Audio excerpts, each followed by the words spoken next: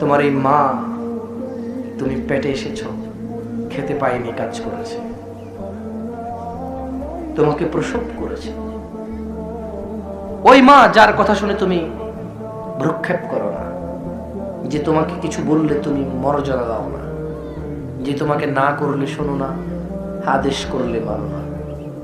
তোমার রাসূল মুহাম্মদ সাল্লাল্লাহু আলাইহি ওয়াসাল্লাম বলছেন, পৃথিবীর সবচেয়ে বড় অপরাধ আল্লাহর সাথে শিরক করা, ও উকুকুল ওয়ালিদাইন, নিজ বাবা এবং মায়ের অবাধ্য হওয়া। ভেবে নাও যুবক, পিতামাতার সাথে কোন ব্যবহার করছো।